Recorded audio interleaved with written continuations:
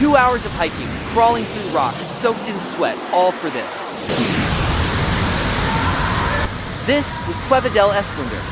But the journey getting here? That's where the real adventure begins. We kicked things off early, 9 a.m. sharp at the local agency. It's the only one doing this route, so it felt kind of special, maybe a little reckless. Pro tip, don't forget your swimsuit and towel. The waterfall is ice cold. The town felt calm. Just slow turns, sleepy dogs, and bright balconies. We had no idea what would come next. We barely left Jardin when the terrain shifted. Still solid, but the uphill kicked in. And for the first time, we saw what we were heading into.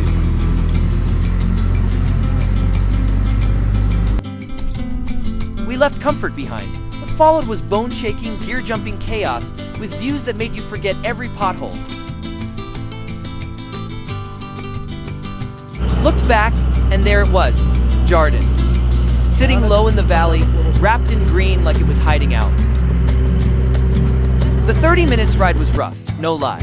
But if you choose to go on your own, the last part of the Jeep track, roughly 4 kilometers, has to be done on foot. The public parking area sits further down the valley, accessible either by your own car or by tuk-tuk. After crossing a small river, we started climbing gently into the forest. The slope wasn't steep, but up here at 2,700 meters with heavy humidity, even a short walk takes the wind out of you. After about 20 minutes of hiking, we reached a small farm tucked into the hills. It was part of the tour, but it didn't feel like a stop, it felt like an invitation. Locals served sugarcane tea hot from the fire, meat patties cooked right there, and warm arepas straight off the grill. Simple, local, and exactly what we wanted to experience.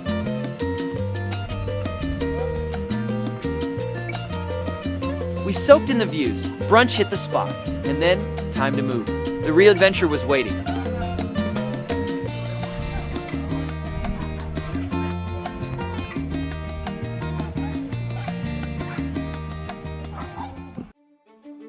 This time, the trail leads us into denser forest. It's narrow, but well worn underfoot. The terrain gets slippery in places, but nothing a sturdy pair of shoes can't handle.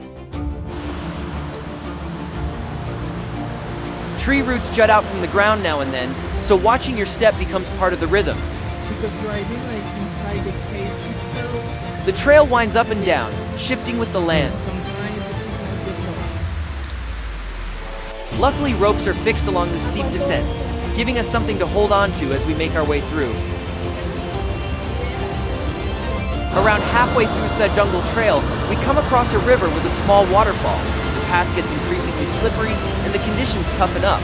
But for the kids, this part is the highlight. The hike turns into fun, and every tricky section becomes a challenge they're eager to take on. The deeper we go, the more the trail tests us. Slick stones, narrow footing, every move demands a bit more care, and that thrill kicks in.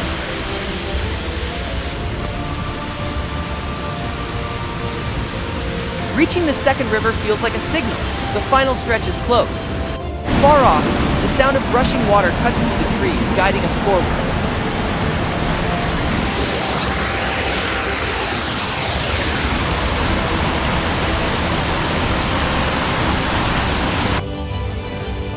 A short climb, a final duck under the rock, and we've made it. Feels like a proper journey, but in truth, just an hour's walk from the farm.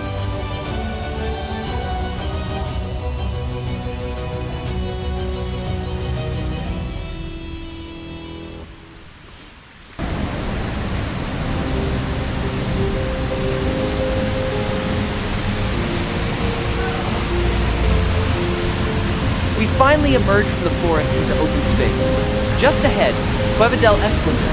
A waterfall crashes through the canopy into a cave lit by nature itself. It's pure magic. Below the waterfall, the water's cold, but it doesn't stop the kids. They're in before we can say swimsuits, laughing in water that's a brisk 14 degrees. We're happy to admire from the edge. I hope you liked this video, so don't forget to subscribe and ask any questions and comments. Also, visit our blog on crazyfamilyontheroad.com for even more useful tips and practical information. Thank you for watching, and I look forward to seeing you in the next video.